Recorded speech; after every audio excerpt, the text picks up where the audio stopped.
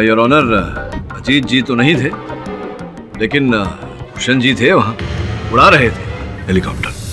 Mister KD, तुम इतने दावे के साथ कैसे कह सकते हो कि वो दोनों सर मिस्टर भूषण ने ही नीचे गिराए थे? मैं नहीं कह रहा योर ऑनर, अजीत जी की बैंक की सूची और इनके फोन की सूची ऐसा कह रही है जो आपकी मेज पर रखी हुई है। फोन की सूची के अनुसार कई बार इन्होंने भूषण जी से वार्तालाप की और 2 अलग अलग समय इन्होंने इनके खाते से भूषण जी के खाते में 10 लाख रुपए की रकम ट्रांसफर की है।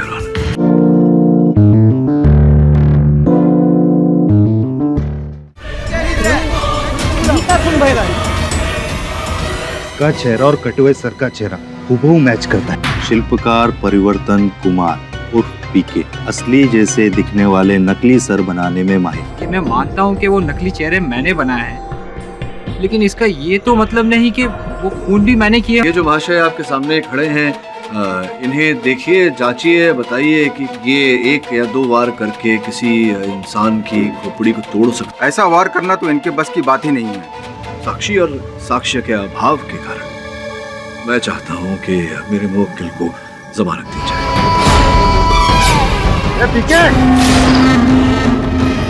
शहर में आज फिर से हुई कटे सिरों की बारिश। ये खबर सबसे पहले हमने आप तक पहुंचाई थी। एक बार फिर लेकर आ रहे हैं आपके सामने ब्रेकिंग न्यूज। उन दोनों प्रोस्थेटिक चेहरों की शिनाख्त हो चुकी है, राजू सोनी और मोहन कालिया। और अचंभे वाली बात तो ये है कि इन 2 व्यक्तियों की भी हत्या हो चुकी है। पुलिस का मानना है कि ये हत्याएं भी खोपड़ी तोड़ने ही की है। याद दिलाते हैं आपको कि केडी पाठक के मुवक्किल परिवर्तन कुमार को कल ही जमानत पर छोड़ा गया था। क्या परिवर्तन कुमार ही है खोपड़ी तोड़? जानने के लिए देखते रहिए फास्ट न्यूज। मैंने कोई खून नहीं किया, कोई खून नहीं किया मैंने। मैं तो शिरडी गया था बाबा जी के चरणों में माथा टेकने। आपकी इस बात पर मैं विश्वास कैसे कर सकता हूँ? एक बात है जिससे आपको मुझ पर भरोसा हो जाएगा। राजू और मोहन का खून होने से पहले पुलिस को उनका भी प्रोस्थेटिक चेहरा मिला था। एक प्रोस्थेटिक चेहरा बनाने को 5 दिन लगते हैं और 2 को 10। और मैं तो कल ही जमानत पर छूटा हूँ, तो फिर मैं उनका प्रोस्थेटिक चेहरा कैसे बना सकता हूँ? हो सकता है आपने ये चेहरे पहले से बना के रखे हो। नहीं केडी जी, मैंने ऐसा कुछ भी नहीं किया, यकीन कीजिए मेरा। तो फिर तुम घटना स्थल पर क्या कर रहे थे? वो तो आप ही ने मुझे बुलवाया था उधर। मैंने? हाँ, आप ही का फोन आया था। आपने कहा कि कोई इम्पोर्टेंट सबूत मिला है और जिसके लिए मुझे माझीवाड़ी के सेक्टर नंबर 3 में पहुंचना होगा। ये कौन से नंबर से फोन आया था? लैंडलाइन नंबर से किया था और मैंने आपसे पूछा भी कि आपने मोबाइल से फोन क्यों नहीं किया, तो आपने कहा कि शायद असली खूनी आपका फोन टेप कर रहा हो और आपने ये भी कहा कि मेरी जान को खतरा है। अच्छा, तो लगता है असल हत्यारे ने आपको फोन किया। षड्यंत्र रच रहा है कोई, देखता हूँ मैं। सर, पीके से कुछ पता चला? नहीं, पता लगाना है तुम दोनों को, वो भी कल अदालत समाप्त होने से पहले।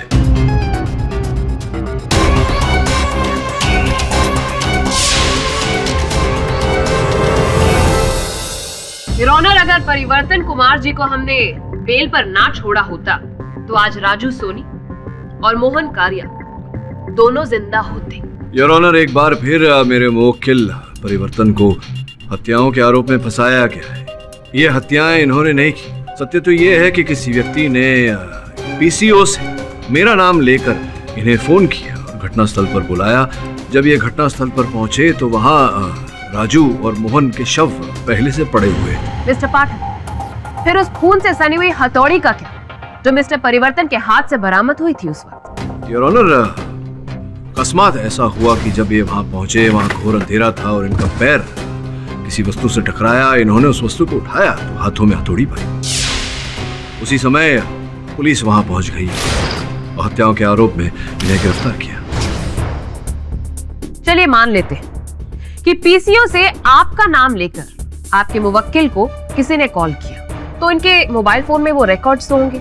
आपने वो रिकॉर्ड्स निकाले ही होंगे। जी, पूरी सूची निकलवाई, आपके दफ्तर में एक कॉपी भिजवाई थी, लगता है आपके हाथ लगी नहीं। योर ऑनर, उस सूची के अनुसार जांच के अनुसार योर ऑनर माजीवाड़ी के सेक्टर नंबर 3 के पीसीओ से वो फोन किए गए थे।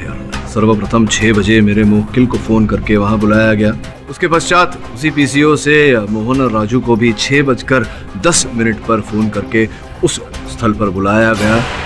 योर ऑनर, ये हादसा ये हत्याएं 8 और 8:30 के बीच में हुई है पोस्टमार्टम रिपोर्ट के अनुसार। मिस्टर केडी, तुम्हें जो भी कहना है साफ साफ कहो।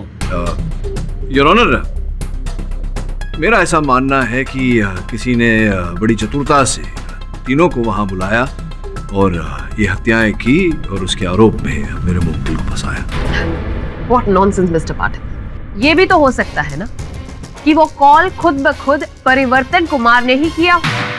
हाँ, वो संभव होता अगर मेरे मुवक्किल उस समय शाम के 6 बजे शिरडी से मुंबई यात्रा न कर रहे होते। योर ऑनर, मेरे मुवक्किल उस समय शिरडी से मुंबई यात्रा कर रहे थे कंफर्ट ट्रैवल्स के बस नंबर MH06443 में। उस समय योर ऑनर इनकी बस थाने टोल नाका पर थी। स्पष्ट है, अगर ये उस समय बस में थे तो फिर माजीवाड़ी के सेक्टर नंबर 3 से कैसे फोन कर सकते। योर ऑनर, पिछली सुनवाई में मैंने एक प्रश्न पूछा था जिसका उत्तर भी हम खोज रहे हैं। प्रश्न ये था कि अंततः क्यों और किसने हेलीकॉप्टर से पैराशूट द्वारा वो 2 नकली खोपड़ी धरती की ओर भेजे। नो मिस्टर पाठक, आप फिर से मिस्टर जिंदल की तरफ मत बढ़िए। He's got no connection in this case. इस समय मैं ये बताना चाहूंगा अदालत को कि उस हेलीकॉप्टर में श्री राजकुमार जिंदल के अतिरिक्त भी कोई था। केडी, इस बार मैं उम्मीद करता हूं कि जिस पर तुम उंगली उठाओगे उसके खिलाफ तुम्हारे पास पुख्ता सबूत होंगे। सत्य की खोज चल रही है योर ऑनर। निवेदन करता हूं कि थोड़ी प्रतीक्षा करें।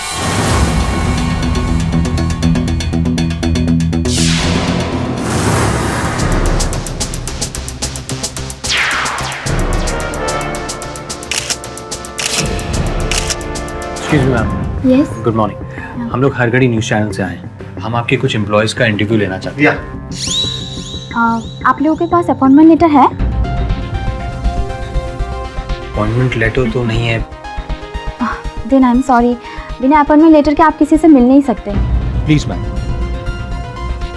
हो गया। Thank you. चल।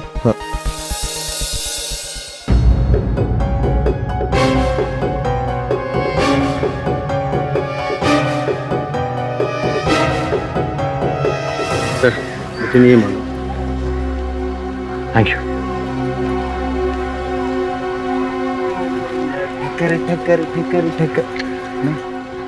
अरुण भाई, अपन क्या बोलता है, आप ना एकदम सीधे आदमी, बोले तो एकदम स्ट्रेट। ऐसा नहीं रहने का, आज का जमाना है। बोले तो अगर सीधी उंगली से कांदा ना निकले ना तो उंगली टेढ़ी करना मांगता है, समझे ना। बड़ू, तू कहावत तो सीधी बोल। कांधा नहीं होता, घी होता है। अरे वरुण भाई, आपको मालूम कि कांधे से ज्यादा सस्ता है। तो कांधे के तो वांदे हैं। हाँ, इसलिए बोला अपन ने। प्लीज श्रवण पका मत। वरुण भाई, एक काम करो, आप अपने सीधे रास्ते जाओ, अपन अपने टेढ़े रास्ते जाता है। बोले तो जयराम जी की।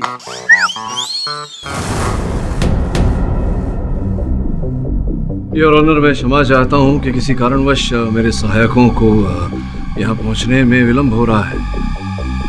अदालत का समय नष्ट हो रहा है, मैं क्षमा चाहता हूं। वैसे भी लंच टाइम हो चुका है।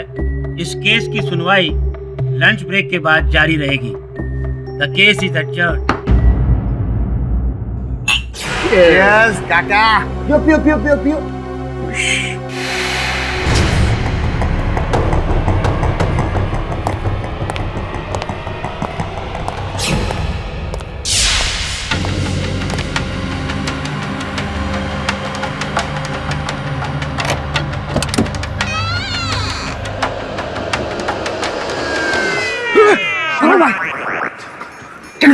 तू मेरे पीछे पीछे क्यों आया? ए वरुण भाई, अपन आपके पीछे पीछे नहीं, आप अपन के आगे आगे, समझे क्या? अगर तूने आगे कुछ बोला ना तो क्या? अपन आपकी रिस्पेक्ट करता है, इसलिए कुछ बोल नहीं रहा, समझे क्या? तू यार वाह। मिस्टर केडी, क्या बात है? आपके सहायक अभी तक आए नहीं? पता नहीं क्यों उन्हें इतना विलंब हो रहा है।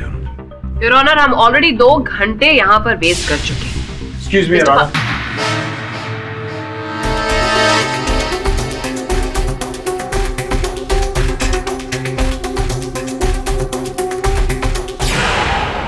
योर ऑनर, मैं श्री राजकुमार जिंदल के विमान चालक उमेश चक्रपाणी को कटघरे में बुलाने की अनुमति चाहता हूँ। अनुमति है। उमेश जी, कृपया अदालत को बताइए कि ये जो श्री राजकुमार जी का हेलीकॉप्टर आप उड़ाते थे, वहाँ ये पायलट ड्रॉप सिस्टम, ये यंत्र, ये क्या होता है? वो सिर्फ इमरजेंसी में यूज किया जाता है। नहीं, मैं आपसे ये नहीं पूछ रहा हूँ कि उसका उपयोग कब किया जाता है। मैं आपसे पूछ रहा हूँ कि उसका उपयोग क्यों किया जाता है, क्या क्रिया होती है, क्या करने की? वो कुछ ऐसा सिस्टम होता है जिससे एक स्विच ऑन करते ही पायलट की सीट के पास वाला एरिया ओपन हो जाता है।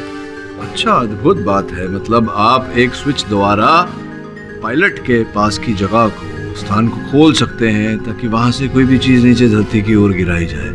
और क्या मेरा ये कहना सही रहेगा कि जब पायलट ऐसा करता है तो हेलीकॉप्टर के अन्य यात्री जो होते हैं उन्हें इस बात की भनक नहीं लगती? जी सर, अब बिल्कुल सही है। सही जी। ठीक, एक निजी प्रश्न पूछना चाहता हूँ आपसे। सुना है कि आप एक बहुत ही विख्यात एयरलाइंस के लिए काम करते थे, आप अंतर्राष्ट्रीय उड़ान भरते थे, भारी वेतन पाते थे, फिर अचानक आपने इतनी अच्छी नौकरी छोड़कर राजकुमार जी की ये छोटी सी हेलीकॉप्टर वाली नौकरी क्यों ली है? एक्चुअली आपके पास उत्तर नहीं है, मेरे पास उत्तर है, मैं देता हूँ। योर ऑनर, जैसा कि मैंने कहा, एक विख्यात एयरलाइंस के लिए उमेश जी अंतर्राष्ट्रीय उड़ान भरते थे। एक उड़ान के समय ये मदिरा का सेवन कर रहे थे। उस विमान को जब जमीन पर उतारने का समय आया, ये प्रॉपर लैंडिंग कमांड्स देना भूल गए योर ऑनर, चूक हो गई इनसे। विमान दुर्घटनाग्रस्त हो सकती थी, सारे यात्रियों की जान जा सकती थी। अंतिम क्षण पर इनके सह विमान चालक ने परिस्थिति को संभाल लिया। जब एयरलाइंस को इस बात की जानकारी हुई तब इन्हें अपनी नौकरी से हाथ धोना पड़ा। उस केस के जज योर ऑनर आदेश चौधरी जी थे। प्रश्न ये उठता है योर ऑनर कि मनसुख मेहता, राजू सोनी और मोहन कारिया से इनकी क्या शत्रुता थी, क्या बैर था इनके मन में उनके लिए, क्या उद्देश्य था आपका उनकी हत्या करने का? प्रश्न का उत्तर यह है योर ऑनर कि 14 अगस्त को इन्होंने मोहन कारिया जी की दुकान से 5 तोला सोना खरीदा और दूसरे ही दिन उनके दुकान पर लौटे और उन पर यह आरोप लगाया कि उन्होंने इन्हें नकली सोना बेचा। इसी बात को लेकर वाद विवाद हुआ योर ऑनर और मोहन जी ने मनसुख भाई और राजू की मदद से इन्हें मारकर पुलिस की धमकी देकर दुकान से बाहर किया। सत्य कह रहा हूँ मैं। ये सब हुआ था, बट वो तो बस एक छोटी सी बहस थी। छोटी सी बहस थी? आप शराब के नशे में धुत उनके दुकान पर गए, उन पर जाली सोना बेचने का आरोप लगाया, उन्होंने आपको मार कर वहां से भगाया, आपने उन्हें जान से मार देने की धमकी दी थी, ये छोटी बहस थी?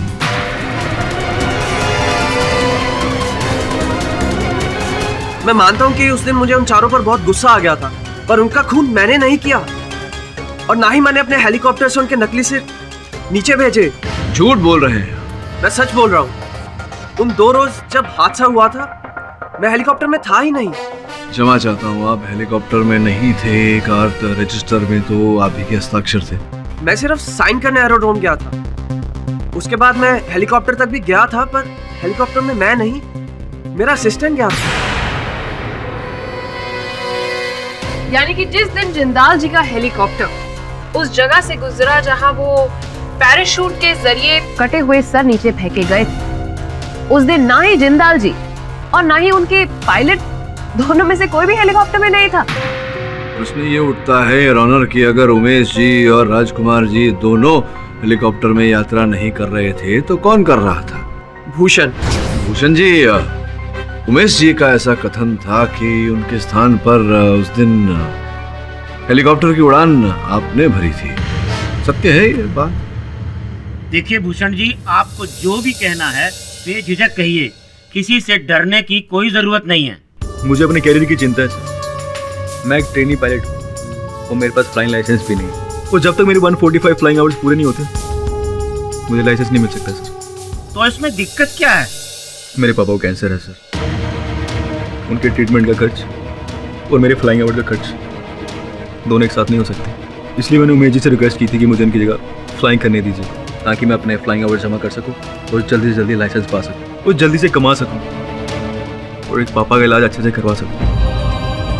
योर ऑनर, उमेश जी को भूषण जी की जरूरत थी और भूषण जी को उमेश जी की, लेकिन इन दोनों का इस मर्डर से क्या लेना देना है? ये अदालत कल तक के लिए मुलतवी की जाती है। The court is adjourned. Sir, हम सब जानते हैं कि पीके इनोसेंट है, लेकिन हम उसे बचाएंगे कैसे? पाठक जी, पहले आप ये सोचिए कि अपने आप को बचाएंगे कैसे।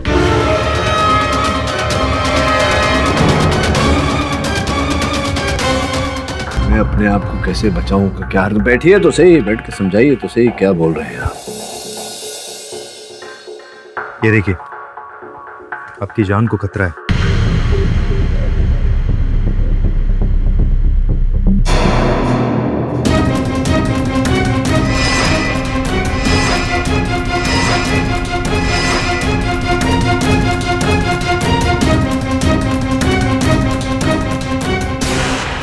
पाठक जी, आपको पुलिस सुरक्षा की आवश्यकता है। I think you need to relax Pawar साहब। जहाँ तक मेरी सुरक्षा का प्रश्न है, मैं अपनी सुरक्षा स्वयं कर सकता हूँ। वैसे एक हद तक तो ये प्रमाणित हो चुका है कि परिवर्तन हत्यारा नहीं है। ये कोई और है। ये व्यक्ति मुझे डराने का प्रयास कर रहा है। पाठक जी, आपको जो सोचना है आप सोचिए, लेकिन हमारा कर्तव्य है कि आपको पुलिस प्रोटेक्शन देना है और आपको लेना पड़ेगा। अगर कल उठ के आपको कुछ हो जाता है तो हमारे डिपार्टमेंट का ही नाम खराब होगा। हाँ, ये कारण तो समझ में आ रहा है मुझे। आपके मान सम्मान और प्रतिष्ठा का प्रश्न है तो आपकी बात तो माननी पड़ेगी मुझे। अंदर आइए। आज से ये आपके साथ रहेंगे।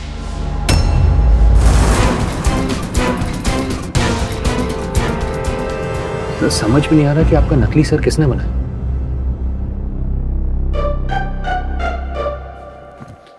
क्या हो गया तुझे? क्या ढूंढ रहा है? बॉस, अपन आपकी परछाई ढूंढ रहे हैं। परछाई? मेरे बॉडीगार्ड को ढूंढ रहा है। उसे कहा था बाहर खड़े रहने को। उसे ढूंढ क्यों रहा है? नहीं बॉस, हम नहीं, अपन तो ऐसे ही टाइम पास कर रहे था। काम नहीं है तो मैं काम देता हूँ तुझे। जाओ तुम दोनों जाकर पता लगाओ मेरा नकली सर किसने बनाया था। मैं जाता हूँ भूषण के घर पर। तुम दोनों वहीं मिलना मुझे, ओके?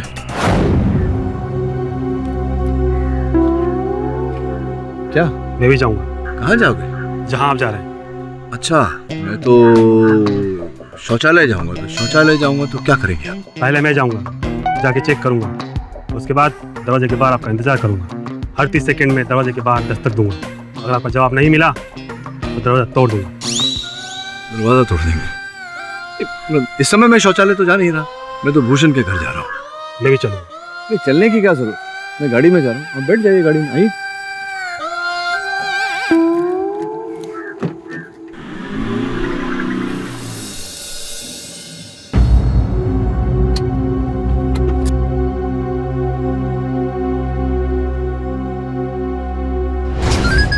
केडी सर का फोन। Yes sir. भूषण का घर बंद है।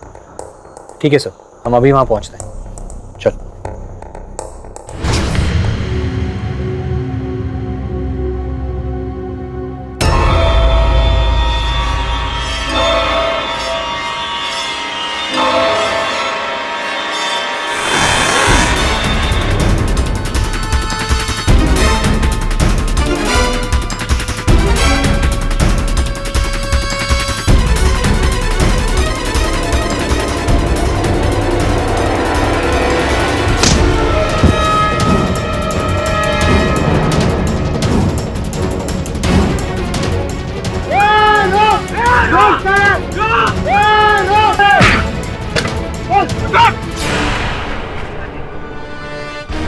केडी साहब ठीक है? बॉस, आपकी लगी तो नहीं?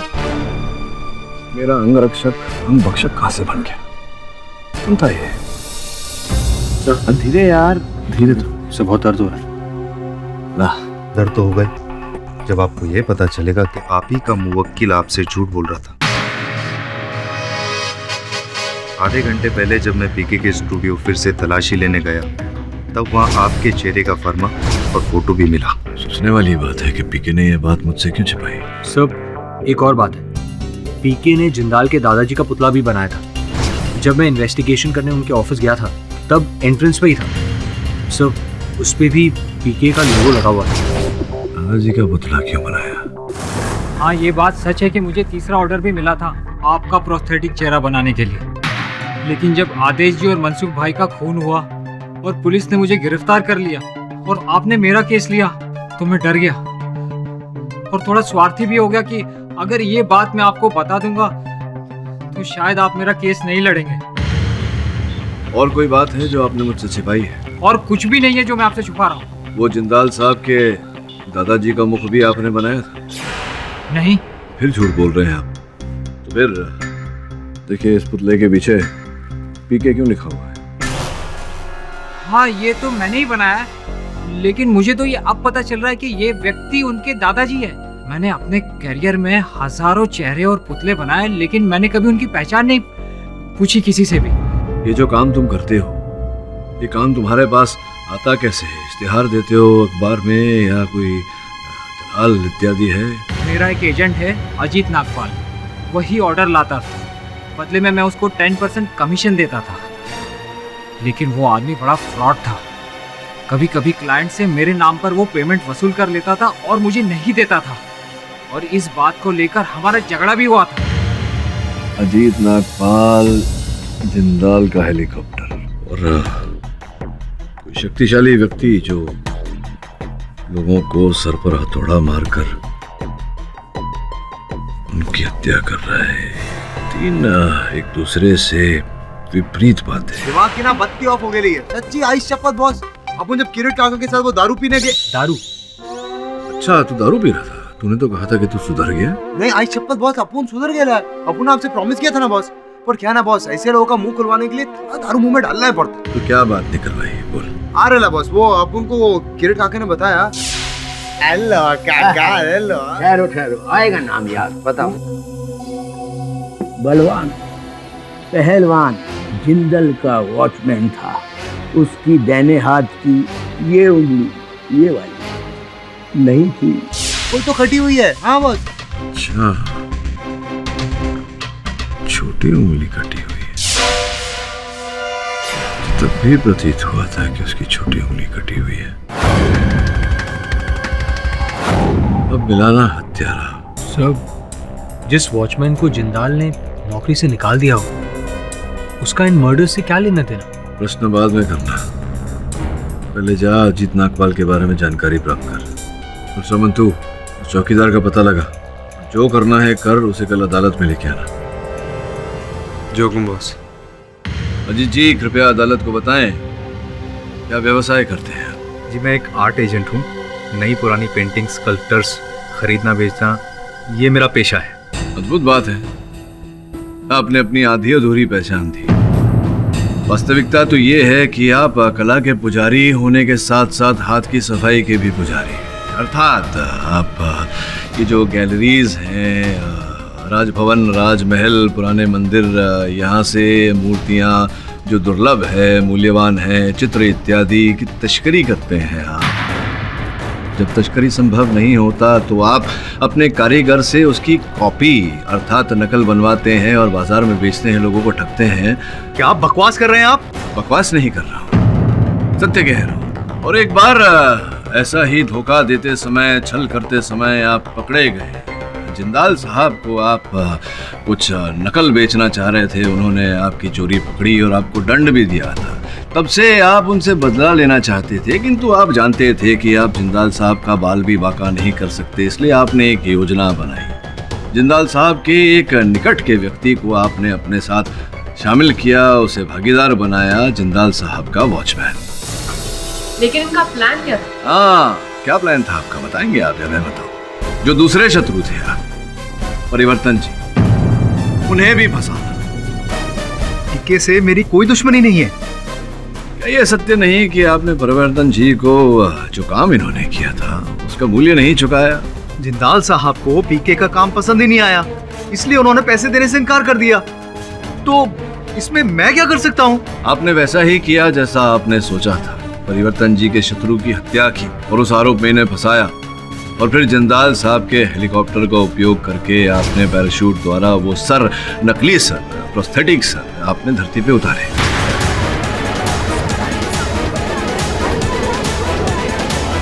मिस्टर पाठक, क्या आप ये कहना चाहते हैं कि उस वक्त अजीत जी भी हेलीकॉप्टर में मौजूद थे? जी नहीं योर ऑनर, अजीत जी तो नहीं थे, लेकिन भूषण जी थे, वहां उड़ा रहे थे हेलीकॉप्टर। मिस्टर केडी, तुम इतने दावे के साथ कैसे कह सकते हो कि वो दोनों सर मिस्टर भूषण नहीं नीचे गिराए थे? मैं नहीं कह रहा योर ऑनर, अजीत जी की बैंक की सूची और इनके फोन की सूची ऐसा कह रही है जो आपकी मेज पर रखी हुई है। फोन की सूची के अनुसार कई बार इन्होंने भूषण जी से वार्तालाप की और 2 अलग अलग समय इन्होंने इनके खाते से भूषण जी के खाते में 10 लाख रुपए की रकम ट्रांसफर की है।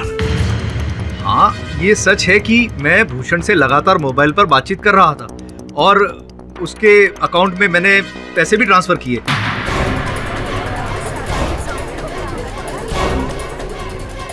लेकिन वो इसलिए कि वो मुझे जिंदाल साहब के ऑफिस से फोटो निकाल कर देने वाला था, जो कि इटली और जर्मनी के आर्टिस्ट की पेंटिंग्स थी, और उसको अपने बीमार पिताजी के इलाज के लिए पैसों की सख्त जरूरत थी।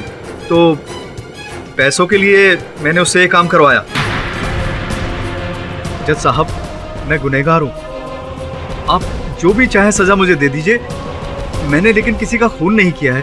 मैं खूनी नहीं हूँ, मैं खूनी नहीं हूँ। केडी, तुम कुछ कहना चाहते हो? योर ऑनर, आप अनुमति दें तो मैं अपने सहायक की प्रतीक्षा करना चाहूंगा, जो उस चौकीदार को लेकर आ ही रहा होगा जो इनके साथी थे। बॉस,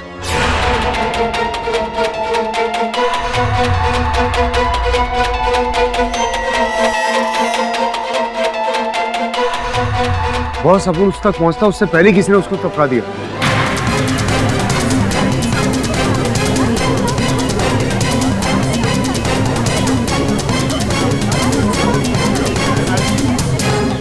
दरिच अपुन के हाथों में उसने जान दी। सर, जिंदाल के वॉचमैन का भी मर्डर ठीक वैसे ही हुआ। सर पर वार, शिकारी खुद शिकार बन गया। चलो मेरे साथ चलो। एक्सक्यूज मी मैडम, एक्चुअली हम मिस्टर जिंदाल का इंटरव्यू लेना चाहते हैं। उन्हें उस इंटरव्यू में इस देश का सबसे बड़ा बिजनेसमैन का खिताब देना चाहते हैं। तो क्या हम उनसे मिल सकते हैं? देखिए, मैं आप लोगों को पहले भी बोल चुकी हूँ कि आप लोग ऐसे मिस्टर जिंदाल से नहीं मिल सकते। करेक्ट, बिल्कुल करेक्ट बोल रही है मैडम। अपन ने आपको यही बोला था, लेकिन मानता नहीं अपन के दोस्त। अपन को कहता है एक बार और ट्राई करते, एक बार और ट्राई करते हैं। जी बिल्कुल सही बोल रहे हैं आपके दोस्त, और सही समझे हैं। आप मिस्टर जिंदाल से मिलने के लिए पहले उनका अपॉइंटमेंट लीजिए। अच्छा, वैसे मैडम, अपन क्या पूछ रहा था कि आपसे मिलने के लिए किससे अपॉइंटमेंट लेना पड़ेगा? क्या?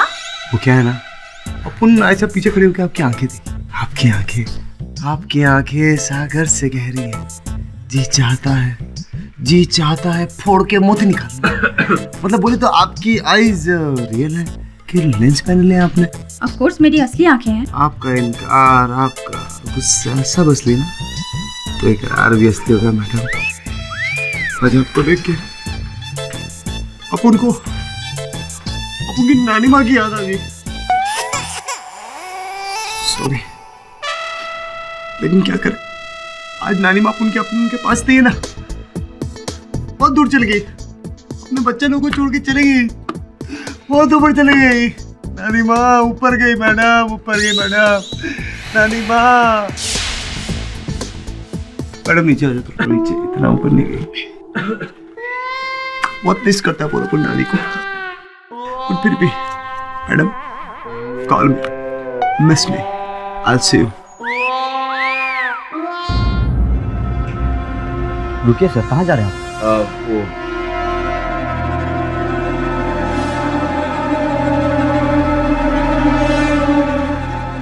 अरे, इसमें रोने वाली क्या बात है? तुमने तो बहुत अच्छा काम किया। फ्लाइंग क्लब के लिए तुमने हेलीकॉप्टर उड़ाया, अपने लिए पैसे कमाए, और भूषण को भी तुमने हेलीकॉप्टर फ्लाई करने के लिए दिया ताकि उसके फ्लाइंग आवर्स जमा हो सके। इन शॉर्ट, तुमने अपने और भूषण के जीवन में प्रकाश डालने की कोशिश की। अब थोड़ा प्रकाश इस केविन में भी डाल लेते हैं।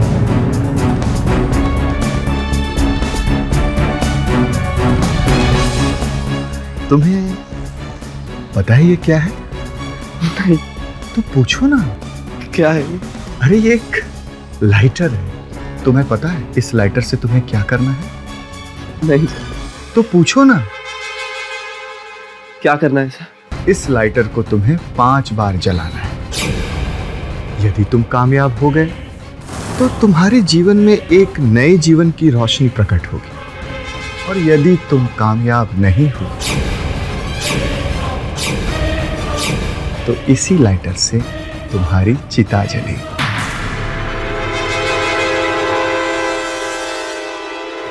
नहीं, मैं मानता हूं मुझसे गलती हुई, मुझे माफ कर दीजिए। चलो ठीक है, तुम्हें नहीं मारते हैं,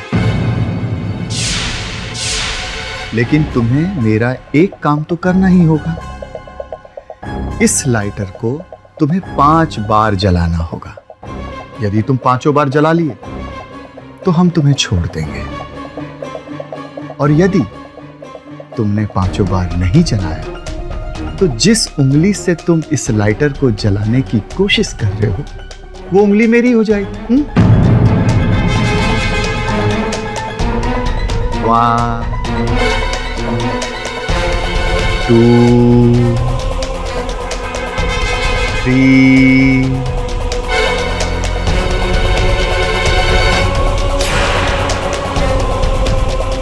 4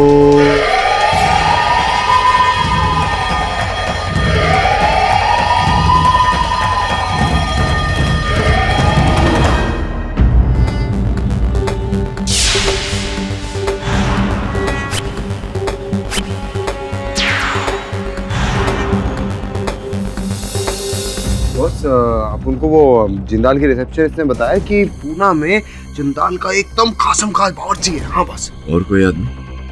हाँ, अपन को वो भी पता चला कि जिंदाल का ना एक स्टाफ था बॉस, उसका नाम जुनैद। वो आजकल पागल खाने बंद है नासिक में। देखिए, मैं आपसे वादा करता हूँ, मैं और मेरे बॉस आपका नाम अदालत में नहीं लेंगे। जिंदाल सेठ को खबर भी लग गई ना, मैंने उनके खिलाफ मुंह खोला है, मेरे हाथ के साथ मेरी जबान भी कटवा देंगे। आप नहीं चाहते कि आपको न्याय मिले, उस जिंदाल को उसके किए की सजा मिले? डरिए मत, मुझे बताइए। ठीक है। एक दिन जिंदाल साहब के खाने में मुझसे मिर्ची कुछ ज़्यादा गिर गई थी। उन्होंने मुझे बहुत मारा, बहुत पीटा। पर अगले दिन जब काम से मैं वापस अपने घर गया तो मेरी वाइफ ने मुझे बताया कोई भी सब्जी वाला उसे सब्जी ही नहीं बेचना चाहता, बस हरी मिर्ची ही मिली है सब्जी मंडी में। मैंने भी बाजार जाके बहुत कोशिश की, पर कोई भी सब्जी वाला, किराने वाला दाल चावल सब्जी कुछ बेचना ही नहीं चाहता था। वो सिर्फ हरी मिर्च बेचना चाहते थे और कुछ नहीं। कितने दिनों तक ये चलता रहा। मैं बेबस था, मेरा बेटा भूख से तड़प रहा था। खाली पेट वो नन्ही सी जान कब तक संघर्ष करता। और एक दिन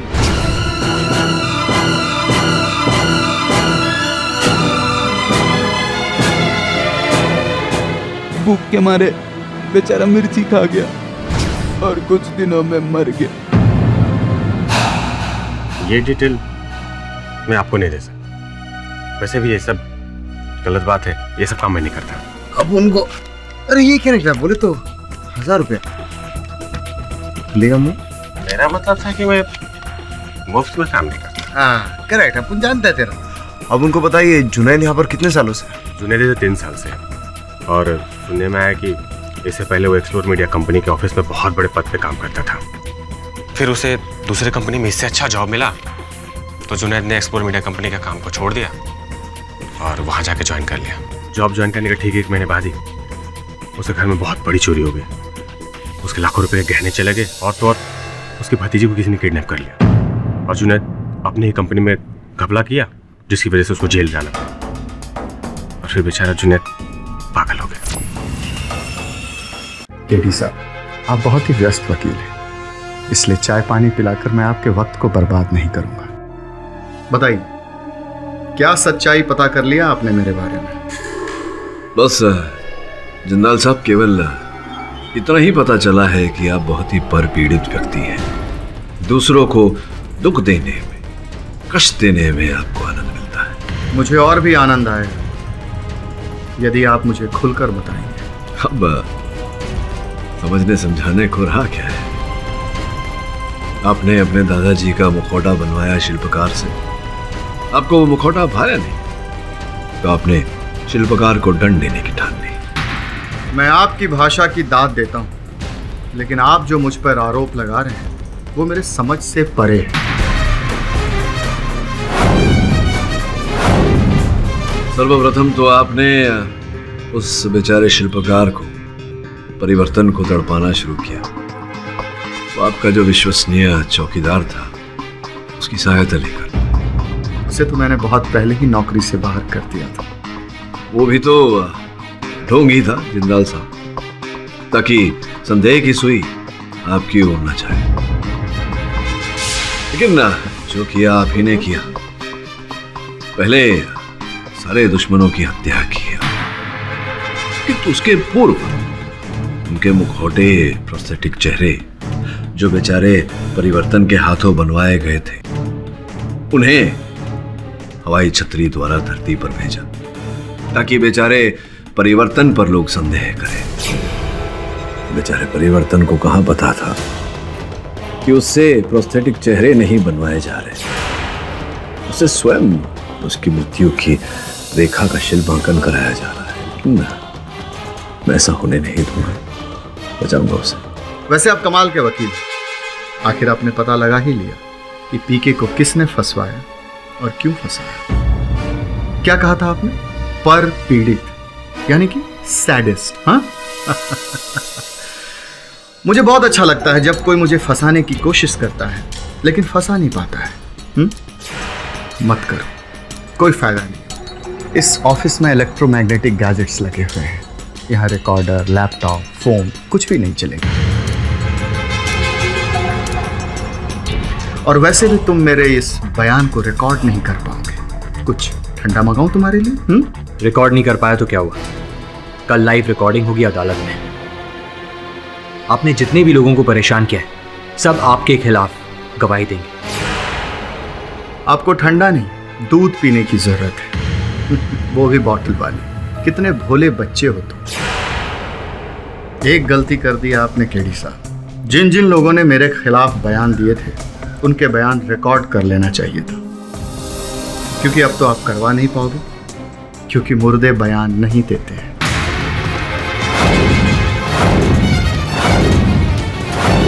केडी साहब, अब तो आप जान ही गए हैं मेरा स्वभाव कैसा है। मुझे लोगों को तड़पा तड़पा कर मारने में बहुत मजा आता है। मुझे अभी भी बहुत मजा आ रहा है आपकी अंदरूनी तड़प को देख के, क्योंकि आप अच्छी तरह से जानते हैं कि मैं गुनहगार हूं, लेकिन फिर भी आप कुछ नहीं कर पाएंगे। क्योंकि मैं इस देश के कानून से बहुत बहुत। हाँ, ठीक कहा आपने जिंदाल साहब। बहुत बड़े हैं, विशाल। बहुत पुरातन कहानी है, सुनी होगी आपने। हाथी चींटी से बहुत बड़ा होता है, लेकिन अगर चींटी हाथी के सूंड में घुस जाए, आगे की कहानी तो जानते हो क्या।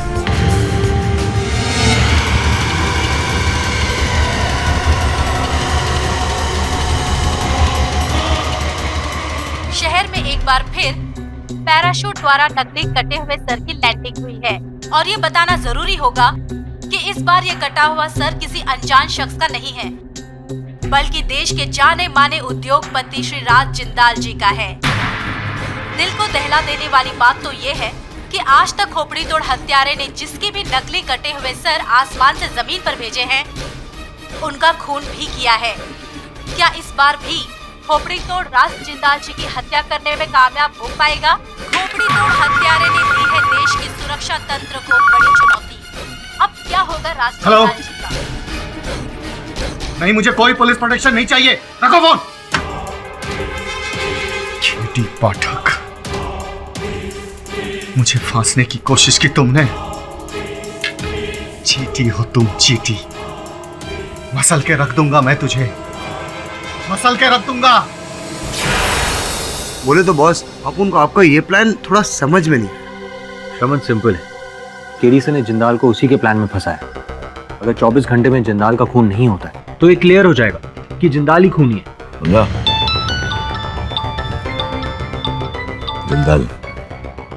हाँ जिंदाल साहब बोलिए। केडी पाठक, अब तक सुना था भगवान ने तुम्हें एक्स्ट्रा दिमाग दिया है, लेकिन आज देख भी लिया और महसूस भी कर लिया। तुम्हारे जैसे होशियार खिलाड़ी के साथ खेल खेलने में बहुत आनंद आएगा, बहुत आनंद। बड़ा खुश और उत्तेजित सुनाई दे रहा था जिंदाल। कुछ तो गड़बड़ है यार। ढूंढना पड़ेगा उसे, घर पर और ऑफिस में तो मिलेगा नहीं। फिर श्रमन पता लगा कहाँ है?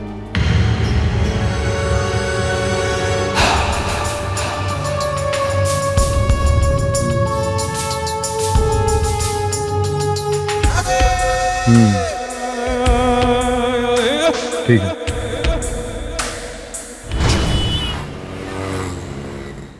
लाश को कितने बजे और कहां पहुंचाना है पता है ना? जी सर, लेकिन किसकी लाश को कहां पहुंचाना है ये तो आपने बताया नहीं।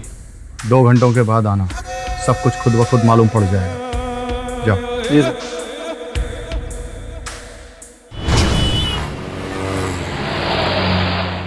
जाओ भेज दो उसे अंदर।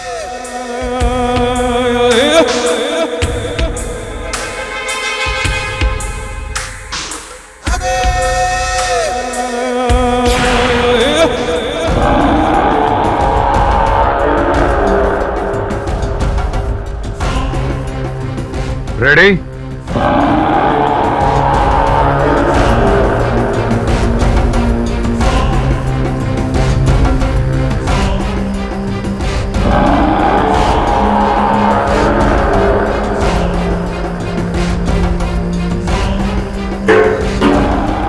तैयार हो ना मेरे खोपड़ी तोड़ हथियारे।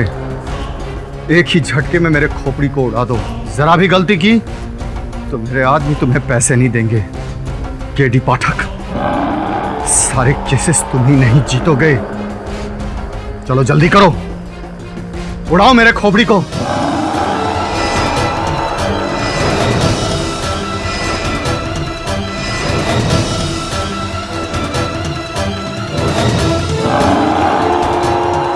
चलो जल्दी करो मैंने कहा, वरना वो केडी पाठक ये प्रूफ कर देगा कि उन चारों आदमियों को मैं नहीं मरवाया था। मारो मुझे। हाँ, दंड तो आपको मिलेगा।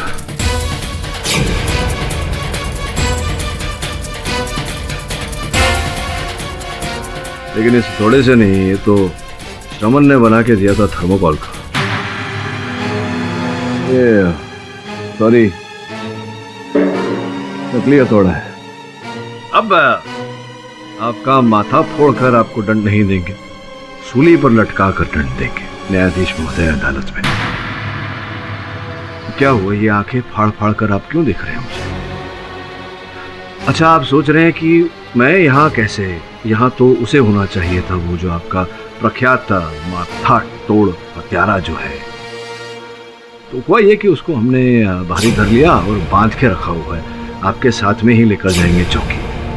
अब ये सोच रहे होंगे आप कि कैसे पता चला मुझे। तो वो जो मेरा सहायक है, जिसे आप दूध पिलाने वाले थे, वो दूध पी चुका, बुद्धि आ चुकी है उसे। उसी के कहने पर हमको ये ध्यान आया कि ये देखिए, आपने जो अपने ऑफिस में वो जो इलेक्ट्रोमैग्नेटिक यंत्र लगा रखे हैं, अब अपने मोबाइल फोन में तो आपने वो यंत्र लगाया नहीं था। पुलिस की सहायता से हमने आपकी सारी बातें सुन ली और आकर के आपके माथा फोड़ हत्यारे को धर लिया और उसकी जगह मैं आ गया। और ये जो बयान आपने अभी अभी दिया, वो भी स्पष्ट रूप से जिंदाल साहब, यहाँ भी कोई इलेक्ट्रोमैग्नेटिक यंत्र तो लगे नहीं, तो वो भी मैंने अपने मोबाइल फोन में दर्ज कर लिया। अरे जिंदाल साहब रुकिए, कहाँ जा रहे हैं आप? जो है ये नकली है, लेकिन पुलिस असली है मेरे भाई। हाँ तो जिंदाल जी, साथ चलें या ले चलें? अब चलिए।